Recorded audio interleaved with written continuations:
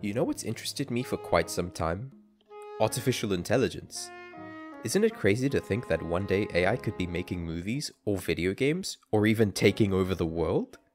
Well, maybe not that last one. I mean, have you seen the bots I get on my team half the time? I'm pretty sure we'll be just fine. But recently, so many cool, and more importantly free-to-use software have come out that have given the general public, like you and I, a chance to play around with these AI tools. My three favorite ones would have to be AI Dungeon, for getting unique, almost Dungeons and Dragons-like campaigns, OpenAI's Playground that lets you put in a prompt for the AI to continue, and Crayon, which is used to create AI-generated imagery. So today, I've tasked myself with creating the next League of Legends champion using only the power of the AI tools given to me, so everything you're about to see that is in green was generated by the AI. The white segments were the prompts that I gave. Also, this video was made in the context of the next champion being the Darkin dagger, so I started the prompt, write an intro for a League of Legends YouTube video about the next champion to come out. Hello everyone and welcome to my channel. Today, I'll be discussing the next champion to come out in League of Legends. This champion is sure to be a force to be reckoned with on the Rift.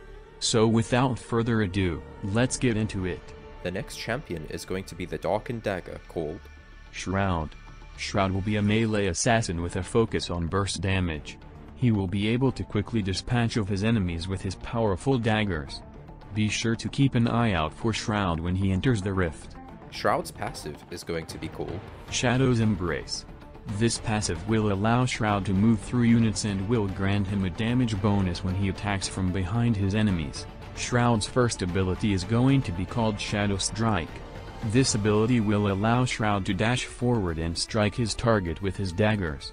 The daggers will then remain in the target, dealing damage over time. Shroud's second ability is going to be called Shadow Walk. This ability will allow Shroud to become invisible and gain a movement speed bonus. While invisible, Shroud will be able to pass through units. Shroud's third ability is going to be called Shadow Dance. This ability will allow Shroud to dash forward and back, dealing damage to all enemies he passes through. Shroud's ultimate ability is going to be called Death's Embrace. This ability will allow Shroud to instantly kill his target if they are below a certain health threshold. Be sure to use this ability wisely, as it can easily turn the tide of a battle. In terms of visuals, Shroud will be a dark-skinned male with long, black hair. He will be clad in dark clothing with daggers strapped to his back. He will be a fearsome sight on the Rift, so be sure to keep an eye out for him. his first skin will be called Shroud of Darkness. This skin will be a dark color with black accents.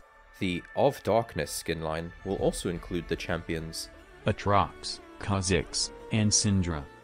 The lane that Shroud is made for is The solo lane. He will be most effective in the top or mid lane. In the top lane, he will be up against tanks and bruisers. In the mid lane, he will be up against mages and assassins. The items you should build on Shroud are Duskblade of Drakethar, Edge of Night, Yulmu's Ghost Blade, Deadeye Hunter's Crossbow, Infinity Edge.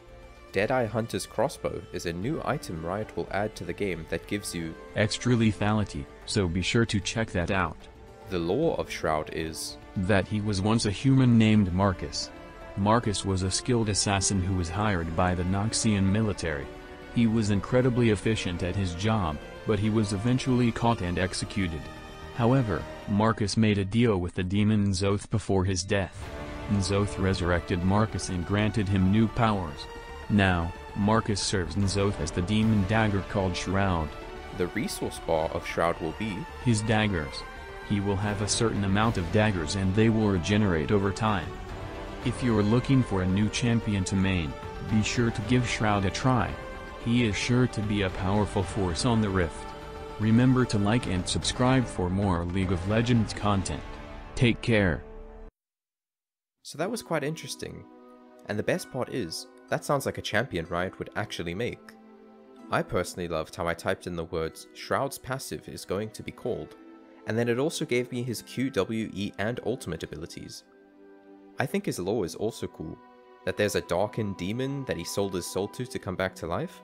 which kinda links into Scion and how the Black Rose resurrected him and the other members of the Grey Legion. Also, if there are any people who do 3D work and animation, feel free to do some work on making Shroud into a real concept that you can share around the community, as long as you obviously link back to this video. Something cool to me would be to see where his naming conventions came from. So let's look at where we can find his stuff in already existing champions. The name Shroud could come from Akali's W called Twilight Shroud. His passive could come from Kayn and Evelyn's titles, Shadow Reaper and Agony's Embrace, combined into Shadow's Embrace, and because of that, I think the AI just continues to tie it all up with a Shadow theme. His Q is basically just Talon Q with a bleed effect on it. His W, Shadow Walk, could be a reference to Kassadin's R, Rift Walk. His E could be a reference to Kindred's Q, Dance of Arrows, and the funny thing about his ult is it's the only thing that doesn't contain the word Shadow. But, if it were Shadow's Embrace, it would match the Sentinel of Light trailer name. To explain these abilities more clearly to you, I'll use some examples of things that already exist. So for his passive, I see it like a mixture of Shaco and Nautilus passive.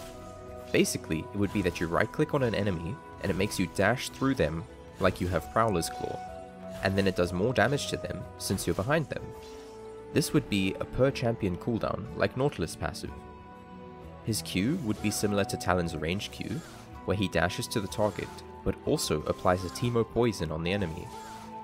His W would be like Shaco Q, where he goes invisible and can move around and use his passive, while remaining invisible, since the AI repeated that he's able to pass through units.